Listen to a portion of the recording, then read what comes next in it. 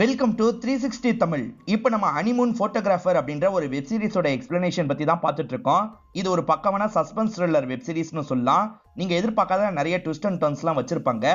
Already இதுல first பார்ட்ட நம்ம explain பண்ணிட்டோம். இது வரைக்கும் பார்க்கலனா நான் லிங்க் கொடுக்குறேன், கண்டிப்பா பாருங்க. பார்த்தவங்க மேற்கொண்டு என்ன நடக்குது அப்படின்றத கண்டினியூ பண்ணுங்க. எக்ஸ்பிளனேஷனுக்குள்ள போறதுக்கு முன்னாடி இந்த வீடியோக்கு ஒரு லைக் போடுங்க. அது மூலியமா இந்த வீடியோ இன்னும் நிறைய பேர்கிட்ட கொண்டு போய் சேர்க்கப்படும். மேற்கொண்டு டைம் வேஸ்ட் பண்ணாம நம்ம நேரடியா எக்ஸ்பிளனேஷனுக்குள்ள போயிடலாம். இப்ப பாஸ்ட்ல நடந்த விஷயத்தை நமக்கு காட்டுறாங்க. ஜோயா இருக்காங்கல்ல, ஜெயில இருக்க ஜூபினை பாக்குறதுக்காக வராங்க. இந்த ரியானோட உண்மையான பேரு ஜூபினா தான் இருக்கும். இந்த ஜோயா இருக்காங்கல்ல, அதிர கல்யாணம் பண்ணிருப்பாங்க.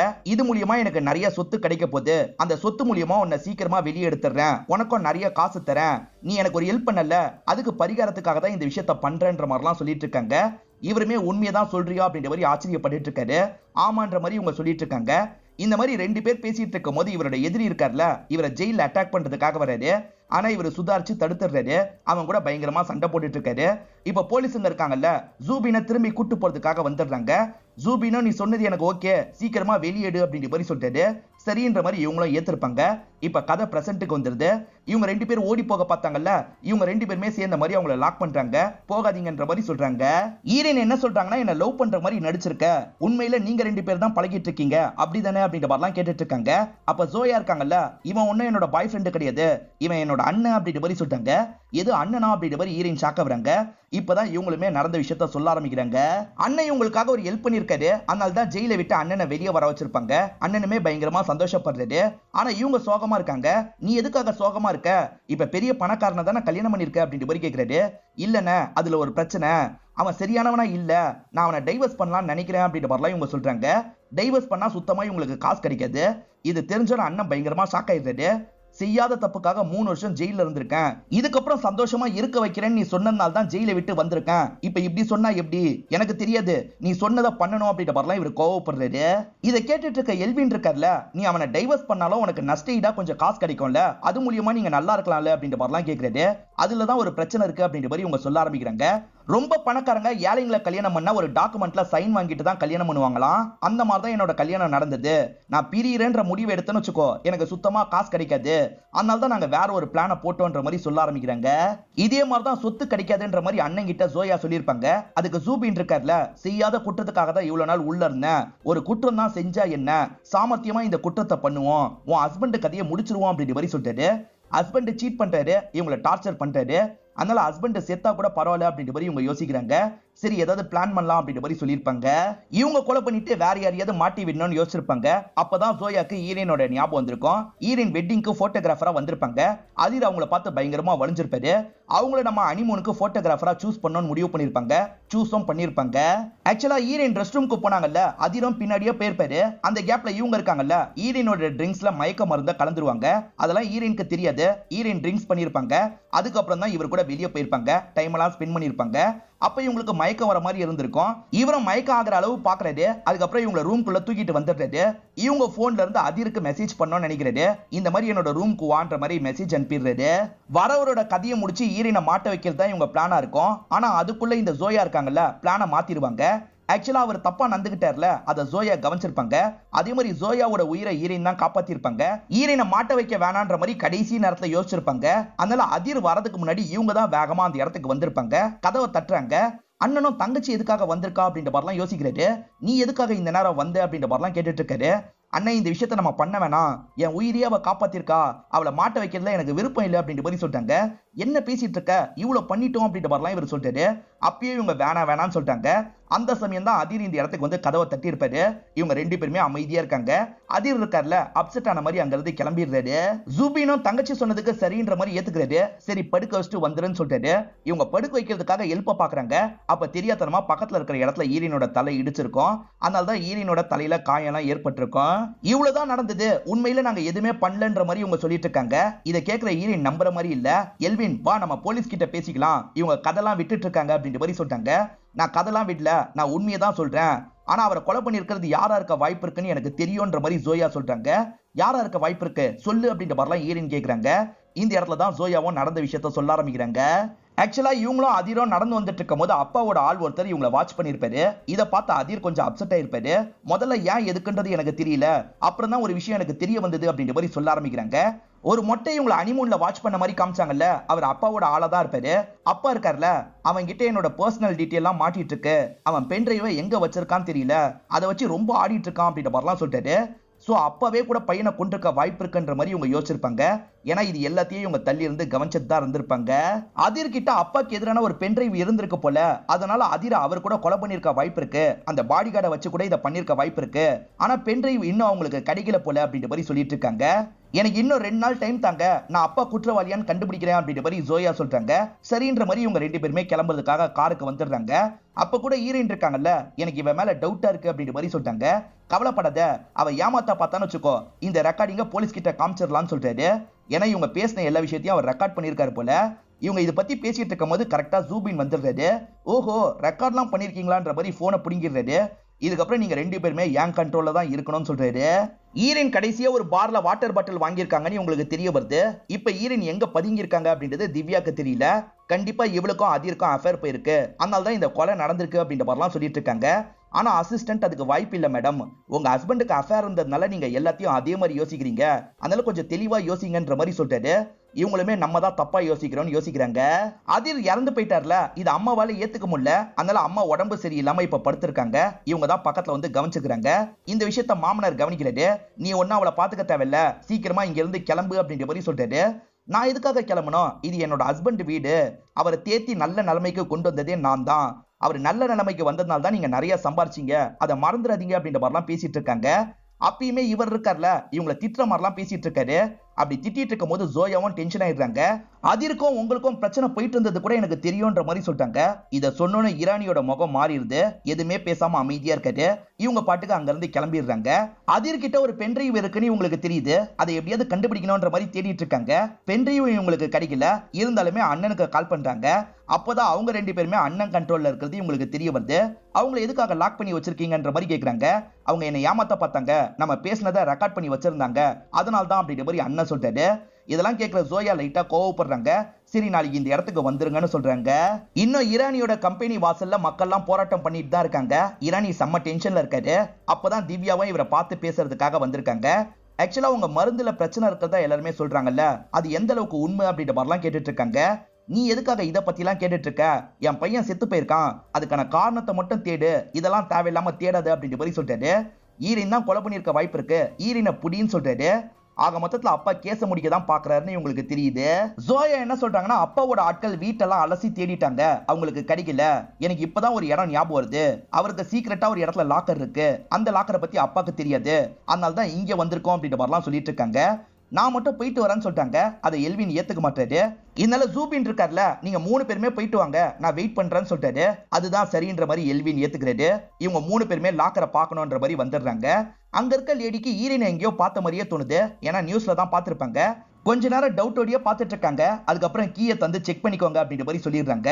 இப்ப அவங்க எல்லாம் கிளம்பி போனதுக்கு அப்புறம் உடனே போலீஸ்க்கு எல்லாம் கால் பண்றாங்க. இவங்க இருக்காங்கல்ல, லாக்கரை செக் பண்றதுக்காக வந்துடுறாங்க. ஓபன் பண்ணி பார்த்தா லாக்கருக்குள்ள எதுவுமே இல்லைன்னு தெரிய வருது. என்ன எதுவுமே இல்ல அப்படின்ற மாதிரி இவங்க 3 பேருமே பயங்கரமா ஷாக்லாம் ஆயிட்டு இருக்காங்க. அங்க இருந்த லேடி போலீஸ் இன்ஸ்பெக்டரான திவ்யாக்கு தான் கால் பண்ணிருப்பாங்க. திவ்யா இருக்காங்கல்ல, வேக வேகமா அந்த இடத்தை நோக்கி வந்துட்டு இருக்காங்க. என்ன கிடைக்கல அப்படின்ற மாதிரி ஜோயா யோசிச்சுட்டு இருக்காங்க. நல்லா தேடி பார்க்கலாம் அப்படின்ற மாதிரி எல்வின் திரும்பி தேடி பார்க்கறாரு. மேல கீழே எல்லாம் ஒட்டி வச்சிருக்காரா அப்படின்ற மாதிரி பார்த்துட்டு இருக்காரு. அப்படி பார்க்கும் போதுதான் மேல அவர் ஒட்டி வச்சிருக்கிறது இவங்களுக்கு தெரிய வருது. இவங்களும் கிடைச்சிருச்சுன்னு சந்தோஷப்படுறாங்க. அப்ப இங்க இருக்க லேடி இருக்காங்கல்ல, இவங்க கிட்ட ப்ரூஃப் எல்லாம் கேட்டு கொஞ்சம் இவங்களை வெயிட் பண்ண வைக்கலாம்னு பாக்குறாங்க. உசாரான ஈரான் இருக்காங்கல்ல, வேலைக்கு போ அப்படின்ற மாதிரி தள்ளி விட்டு வேகமா அங்க இருந்து தப்பிச்சு ஓட ஆரம்பிக்கிறாங்க. ஈரானி இருக்கார்ல, ஜோயாவை ஃபாலோ பண்ணுன்ற மாதிரி பாடி கார்டு கிட்ட சொல்லியிருப்பாரு. பாடி கார்டுமே இந்த இடத்துக்கு வந்திருக்காரு. அதே மாதிரி போலீஸ் திவ்யாவும் இந்த இடத்துக்கு வந்திருக்காங்க. இவங்க ஒரு பக்கம் தேடிட்டு இருக்கும் போது இவங்க பின் பக்கமா வெளியே வந்துடுறாங்க. அண்ணனும் சீக்கிரமா வாங்கன்ற மாதிரி கூப்பிட்டு இருக்காரு. இவங்க அண்ணன் கிட்ட பென் டிரைவை தூக்கி போட்டுறாங்க. ஆனா இவங்க கீழே விழுந்துடுறாங்க. இப்ப என்ன பண்றதுன்னு தெரியாம முடிச்சிட்டு இருக்காங்க. அந்த சமயம் எல்வின் இருக்கார்ல, அவரோட கார் எடுத்துடுறாரு. இப்ப போலீஸ் கிட்ட இருந்து தப்பிச்சு கிளம்பிட்டு இருக்காங்க. இருந்தாலும் திவ்யா இருக்காங்கல்ல, இவங்க காருக்கு பின்னாடியே ஃபாலோ பண்ணிட்டு வந்துட்டு இருக்காங்க. எப்படி தப்பிக்கிறதுன்னு இவங்களுக்கு சுத்தமா புரிய மாட்டேங்குது.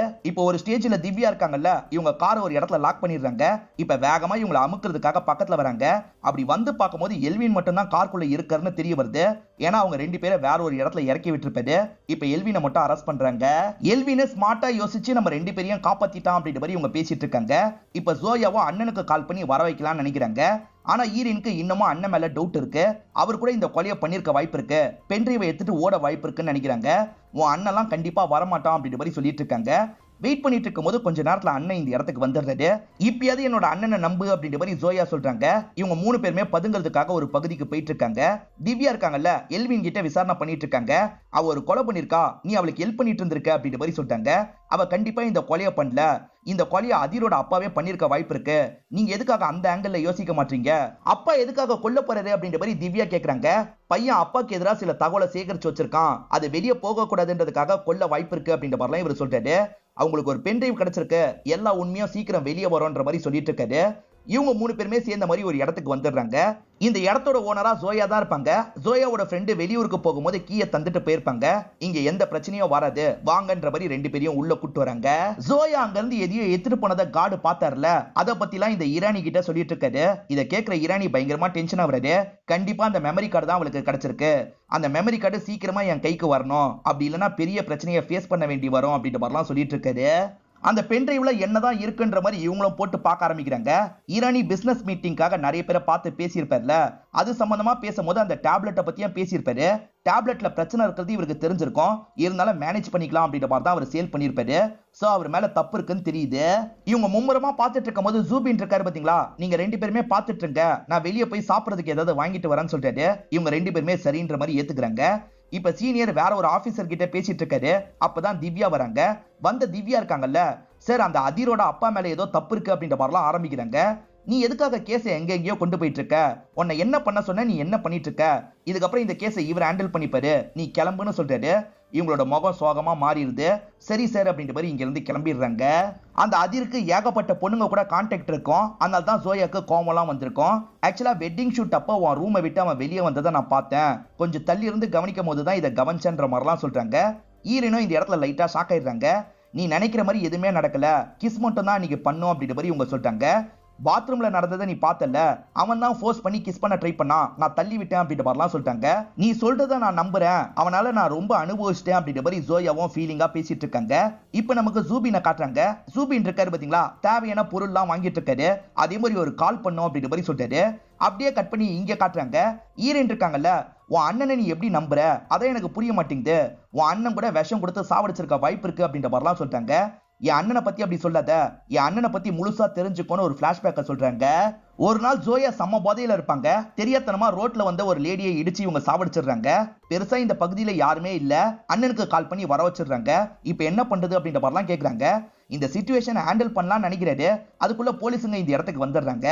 அண்ணன் இருக்கார்ல, நான் தான் ஆக்சிடென்ட் பண்ண அப்படின்ற மாதிரி அரெஸ்ட் ஆகி போயிருப்பாரு. அந்த விஷயத்துல வேணா உன்னோட அண்ணன் நல்லவனா நடந்திருக்கலாம், ஆனா இந்த விஷயத்துல கண்டிப்பா உன் அண்ணன் தான் பண்ணிருக்க வாய்ப்பு இருக்கு. ஏன்னா பென்ட்ரைவுக்காக அப்பாவே பையனை கொல்ல வாய்ப்பு இல்ல, அப்படி பார்க்கும்போது உன்னோட அண்ணன் தான் இதை பண்ணிருக்க வாய்ப்பு இருக்கு, காசு கிடைக்கிறதுக்காக தான் உன்னோட அண்ணன் பண்ணிருக்க வாய்ப்பு இருக்கு அப்படின்ற மாதிரிலாம் சொல்லிட்டு இருக்காங்க. இந்த மாதிரிலாம் இவங்க பேசிட்டு இருக்காங்கல்ல, அப்ப தெரியாதனமா அண்ணன் பேக்கை இடிச்சிடுறாங்க. அது கீழே விழுது. அதுல எதையோ பார்த்து ஷாக் ஆகுறாங்க. கொஞ்ச நேரத்துல அண்ணனும் இந்த இடத்துக்கு வந்துடுறாரு. தேவையான பொருள்லாம் வாங்கிட்டு வந்துட்டேன் அப்படின்ற மாதிரி சொல்லிட்டாரு. தங்கச்சி மட்டும் தான் இந்த இடத்துல இருக்காங்க. தங்கச்சி கிட்ட என்ன சொல்றாருன்னா, நம்ம செட்டில் ஆகிறதுக்கு ஒரு வழியை கண்டுபிடிச்சிட்டேன் அப்படின்ற மாதிரி நடந்த விஷயத்த சொல்ல ஆரம்பிக்கிறாரு. ஆக்சுவலா கால் பண்ணோம்னு சொன்னாரு பாத்தீங்களா, இவர் போன் பண்ணி அந்த அப்பா கிட்ட தான் பேசியிருப்பாரு. உங்க சம்பந்தப்பட்ட வீடியோலாம் என்கிட்ட தான் இருக்கு, அது வெளியே வந்தா உங்களுக்கு பெரிய பிரச்சனை, வெளியே வராம பாத்துக்கிறேன், 10 கோடி ரூபாய் தரணும் அப்படின்ற மாதிரி சொல்லியிருப்பாரு. சரி நான் தரேன்ற மாதிரி அந்த அப்பாவும் ஏத்திருப்பாரு. இந்த பென்ட்ரைவை மட்டும் தந்துட்டோம்னு வச்சுக்கோ, 10 கோடி ரூபாய் நமக்கு கிடைச்சிரும், சந்தோஷமா இருக்கலாம், பென்ட்ரைவ் அவகிட்ட தானே இருக்கு, கேட்டு வாங்குன்னு சொல்லிட்டாரு. ஆனா தங்கச்சி எதுவுமே பேசாம இருக்காங்க. என்ன எதுவுமே பேசாம இருக்க, சரி நானே வாங்குறேன்னு சொல்லிட்டாரு. இப்ப ஈரன் கிட்ட வந்து நார்மலா அந்த பென்ட்ரைவை கேட்கறாரு. ஆனா அவங்க தரமாட்டேன்ற மாதிரி சொல்லிட்டாங்க. எதுக்கு, இதை காசா மாத்த தானே ட்ரை பண்ண போறேன் அப்படின்ற மாதிரிலாம் கேட்டுட்டு இருக்காங்க. நான் எதுனா பண்ணிட்டு போறேன், பென்ட்ரைவை தான்ற மாதிரி இவர் சண்டை போட்டுட்டு இருக்காரு. அப்ப தங்கச்சி அண்ணனோட மண்டையில அடிச்சிடுறாங்க. இவரும் ஷாக்கிங்கா பாக்குறாரு. அப்ப ஈரின் வேற ஒரு சைட்ல இருந்து அடிக்கிறாங்க. ஆக மொத்தத்துல 2 பேருமே சேர்ந்து அண்ணனை படுக்க வச்சிடுறாங்க. இவங்க மனசு எப்படி மாறுச்சுன்றத நமக்கு காட்டுறாங்க. அண்ணன் காசு எடுக்கும் போது பேக ஓப்பன்லயே வச்சிருப்பாரு. இவங்க தெரியாம தள்ளி விட்டுருப்பாங்க. உள்ள இருந்து ஒரு டப்பா வெளியே வந்திருக்கும். அந்த டப்பா விஷம் டப்பாவா இருக்கும். இந்த விஷத்தை சாப்பிட்டு தான் அவன் இறந்து போயிருக்கான்னு ரிப்போர்ட் வந்தது. உன் அண்ணன் தான் கண்டிப்பா பண்ணிருக்கான்னு ஈரின்னு சொல்லிட்டாங்க. இப்பதான் அண்ணன் மேல ஜோயாக்கு டவுட் வருது. நான் அவ்வளவு சொல்லியே இவன் இப்படி பண்ணுவான்னு நான் கொஞ்சம் கூட எதிர்பார்க்கல, இதுக்கப்புறம் இவன் கூட இருக்கிறது சேஃப் இல்ல, நம்ம கிளம்பிடலாம் அப்படின்ற மாதிரி ஜோயா சொல்றாங்க. இப்ப அண்ணனை அப்படியே விட்டுட்டு இவங்க 2 பேருமே இங்க இருந்து கிளம்ப ஆரம்பிக்கிறாங்க. கேஸை விட்டு தூக்கிட்டாங்கல்ல, இதை நினைச்சு திவ்யா ஃபீல் பண்ணிட்டு இருக்காங்க. ஹஸ்பண்டும் பக்கத்துல வந்து ஆறுதலாம் பேசிட்டு இருக்காரு. நீ கேஸ்ன்னு பிஸியா இருக்கிறதுனால தான் நம்மளுக்குள்ள ஒரு கேப் ஏற்பட்டுச்சு, அதை நம்ம சரி பத்திரலாம், புரிஞ்சுக்கோ அப்படின்ற மாதிரிலாம் பேசுறாரு. இவங்களுமே ஒரு ஸ்டேஜ்ல சரின்ற மாதிரிலாம் ஏத்துக்கிறாங்க. இவங்க 2 பேருமே அன்னைக்கு நைட்டு ஒன்னாலாம் இருந்துடுறாங்க. இப்ப காலையில போன் கால் வருது. இவங்களுமே அட்டன் பண்ணி யார்கிட்டயோ பேசுறாங்க. நான் உடனே போனோம்னு சொல்லிட்டாங்க. ஹஸ்பண்ட் வேணான்னு சொல்லிட்டாரு. ஆனா திவ்யா வேகமா கிளம்பி ஸ்டேஷனுக்கு வந்துடுறாங்க. அங்க வந்து பார்த்ததுக்கு அப்புறம் தான் தெரிய வருது ஈரினோ ஜோயாவோ இவங்கள பாக்குறதுக்காக தான் வந்திருக்காங்க. என்ன இப்ப வந்திருக்கீங்க, என்ன விஷயம் அப்படின்ற மாதிரிலாம் இவங்க விசாரிக்க ஆரம்பிக்கிறாங்க. ஈரின் என்ன சொல்றாங்கன்னா, நான் இந்த கொலையை பண்ணல, நீங்க என்ன ஃப்ரேம் பண்ண வாய்ப்பு இருக்குன்றதுக்காக தான் அன்னைக்கு பயந்து ஓடினேன். இந்த கொலையை பண்ணது யாருன்றதை நாங்க கண்டுபிடிச்சிட்டோம். இவளோட அண்ணன் தான் இந்த கொலையை பண்ணிருக்காரு அப்படின்ற மாதிரிலாம் சொல்றாங்க. ஈரின் சொல்றதுக்கு முன்னாடியே வெளியே ப்ரிப்பேர் பண்ணிட்டு தான் இந்த இடத்துக்கு வந்திருப்பாங்க. ஆக்சுவலா அண்ணன் தங்கச்சி சேர்ந்து சில பிளான் எல்லாம் போட்டாங்கல்ல, அதை பத்தி சொன்னா தங்கச்சிக்கு கூட பிரச்சனை வரும்னு ஈரின் யோசிச்சிருப்பாங்க. அதெல்லாம் சொல்ல வேணாம், நம்ம வேற மாதிரி சொல்லிடலாம் அப்படின்ற மாதிரி ஈரின் சொல்லியிருப்பாங்க. அதுக்கேத்த மாதிரி தான் இந்த இடத்துல சொல்லிட்டு இருக்காங்க. ஜோயா பணக்காரன கல்யாணம் பண்ணிருக்கால, அதனால அண்ணன் அடிக்கடி காசு கேட்பாரு. இவளுமே தந்திருக்கா. ஒரு ஸ்டேஜ்ல காசு தர மாட்டேன்னு சொல்லியிருக்கா. அதனால தான் ஹனிமூன்ல வச்சு அந்த ஹஸ்பண்டோட கதையை அவர் முடிச்சிருக்காரு அப்படின்ற மாதிரிலாம் சொல்லிட்டாங்க. இதுக்கு என்ன ப்ரூஃப் இருக்கு அப்படின்ற மாதிரி திவ்யா கேக்குறாங்க. இவங்க இருக்காங்கல்ல, அந்த மருந்தை எடுத்து காட்டுறாங்க. இது மூலியமா தானே அவர் இறந்து போயிருக்காரு. அந்த மருந்து அண்ணனோட பேக்ல இருந்தது அப்படின்ற மாதிரி காட்டுறாங்க. இப்ப திவ்யாவும் டீம் அனுப்பி பார்க்க சொல்றாங்க. டீம் வேகமா இவங்க சொன்ன இடத்துக்கு வந்து பாக்குறாங்க. பார்த்தா அண்ணன் காணாம போயிருக்காரு. அண்ணன் ஒரு பிளாட்ல இருக்காருல, அங்க போய் பார்க்கலாம்னு நினைக்கிறாங்க. இதெல்லாம் வாசல்ல இருந்து அண்ணன் கவனிச்சிட்டு இருக்காரு. நம்ம தங்கச்சியே நம்மள மாட்டி விடுறாளா அப்படின்ற மாதிரிலாம் யோசிச்சுக்கிட்டு கிளம்பிடுறாரு. இவ்வளவு சொல்றவங்க பென்ட்ரைவை பத்தி வாயை திறக்க மாட்டாங்க.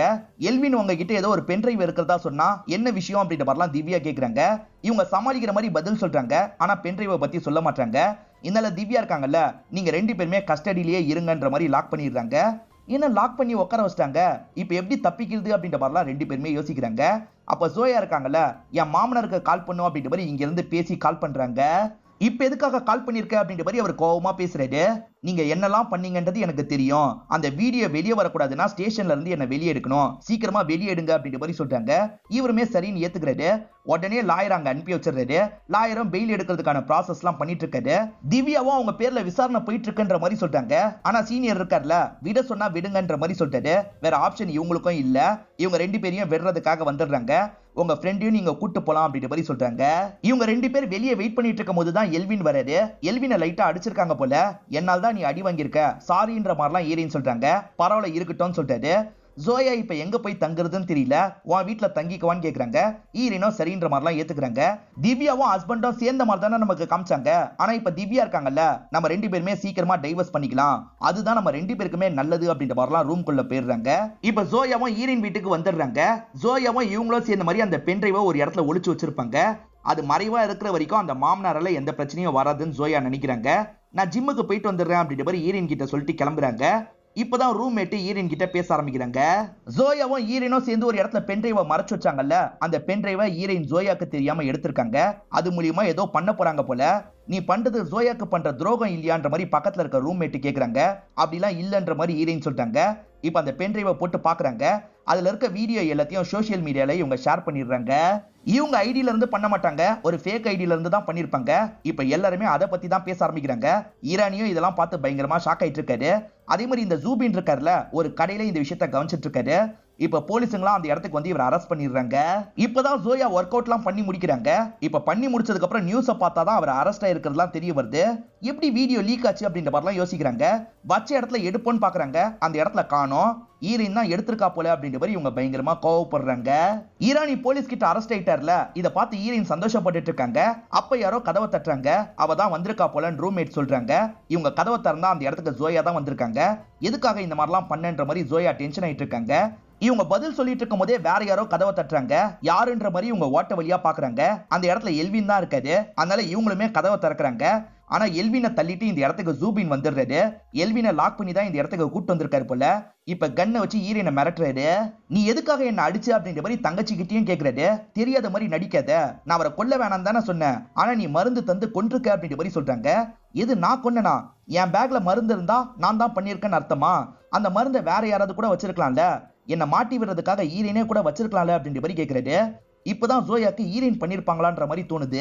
ஏன்னா ஸ்டார்டிங்ல இருந்தே ஈரின் அண்ணனை பிளேம் பண்ணிக்கிட்டே இருந்திருப்பாங்க. இப்ப அண்ணன் இருக்கார்ல, ஒழுங்கா உண்மையை சொல்லு அப்படின்ற மாதிரி ஈரினை பாயிண்ட் பண்ணிட்டு இருக்காரு. அப்ப பக்கத்துல இருக்க எல்வின் இருக்கார்ல, தடுத்து சண்டை போடலாம்னு நினைக்கிறாரு. அப்ப ஏழகடமா கன்னு ஃபயர் ஆயிருது. அப்படி ஃபயர் ஆனது ஒரு போட்டோ மேல பட்டுது. போட்டோ மேல பட்டுச்சுன்னு தெரிஞ்சோன்னா ஹீரோயின் ரொம்ப அப்செட் ஆயிடுறாங்க. அது அம்மாவோட போட்டோ போல ரொம்ப சோகமா பார்த்துட்டு இருக்காங்க.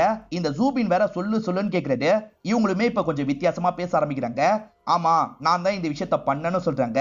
இதை கேட்கிற எல்வின்மே பயங்கரமா ஷாக் ஆயிடுறாரு. என்ன சொல்ற அப்படின்ற மாதிரிலாம் கேட்கறாரு. அப்பதான் ரூம்மேட் பக்கத்துல வந்து நிக்கிறாங்க. நீ சொல்ல போறியா அப்படின்ற மாதிரிலாம் கேட்டுட்டு இருக்காங்க.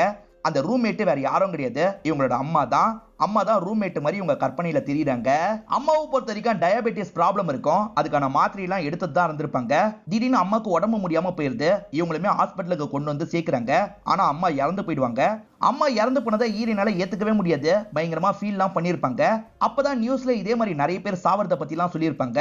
சோ கண்டிப்பா அந்த மருந்துல ஏதோ ஒரு பிரச்சனை இருக்குன்றது போக போக எல்லாருக்குமே தெரிய வந்திருக்கும். நிறைய பேர் அதை பத்தி பேச ஆரம்பிச்சிருப்பாங்க. அம்மாவும் அதே மருந்து தான் எடுத்திருப்பாங்க. அதனால ஹீரோனும் ஃபைட் பண்ணணும்னு நினைச்சிருப்பாங்க. இவங்க எல்லாருமே சேர்ந்து ஃபைட் பண்ணுவாங்க. ஆனா அவர் பெரிய ஆள்ல, இவங்க எல்லாரையும் அமைக்கிறது. இவங்க லாயரே இவங்களுக்கு எதிராக செயல்படுறது. இதுக்கப்புறம் இப்படிலாம் பண்ணா வேலைக்காவது, நம்மளே நேரடியா அந்த ஈரானிய பழி வாங்கணும்னு நினைச்சிருப்பாங்க. ஈரன் தான் கஷ்டப்பட்டு அந்த வெட்டிங்கோட போட்டோகிராஃபர் வேலையை பிடிச்சிருப்பாங்க. அந்த இடத்துல வேலை பார்க்கும் போது வேணும்ட்டே அடிக்கடி அவரை பார்த்து சிரிப்பாங்க.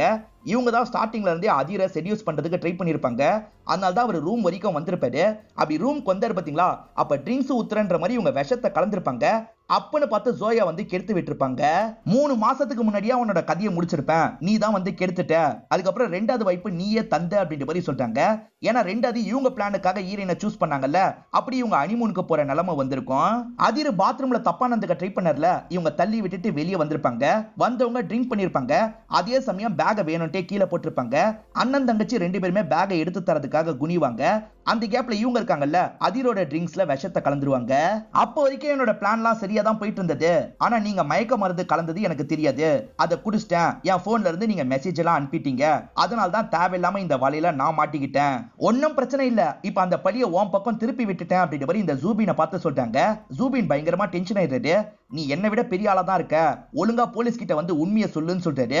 ஆனா இவங்க பக்கத்துல வந்து அட்டாக் பண்ண பாக்குறாங்க. இவங்களுக்கு ஹெல்ப் பண்ண எல்வின் நினைக்கிறாரு. அவர் மேல புல்லட் பட்டுது. ஆனா கன் எப்படியோ ஈரன் கிட்ட வந்துருது. ஈரன் அந்த கன்னை வச்சு அண்ணன் தங்கச்சியை மிரட்டிட்டு இருக்காங்க. அதே மாதிரி எல்வினுக்கு என்னாச்சு ஏதாச்சு அப்படின்ற மாதிரிலாம் பார்த்துட்டு இருக்காங்க. இந்த கன் ஷாட் சவுண்ட் கேட்டு ஆளுங்க எப்பனாலும் வர வாய்ப்பு இருக்கு. வர ஆளுங்க ஒன்னதான் குற்றவாளியா நினைப்பாங்க. நீ இருந்து மாட்ட போறியா இல்ல ஓட போறியா முடிவு பண்ணிக்கோ அப்படின்ற மாதிரி சொல்றாங்க. ஜூபின் மேல ஏற்கனவே கிரைம் ரெக்கார்ட் இருக்கும். போலீஸ் இவர் மேல சந்தேகப்படதான் வாய்ப்பு இருக்குன்னு இவருக்கு புரியுது. என்னையே மாட்ட வைக்க பார்த்துட்டல்ல, உன்னை விட மாட்டேன் அப்படின்ற மாதிரி தங்கச்சியை கூப்பிட்டு இங்க இருந்து வேகமா கிளம்பிடுறாரு.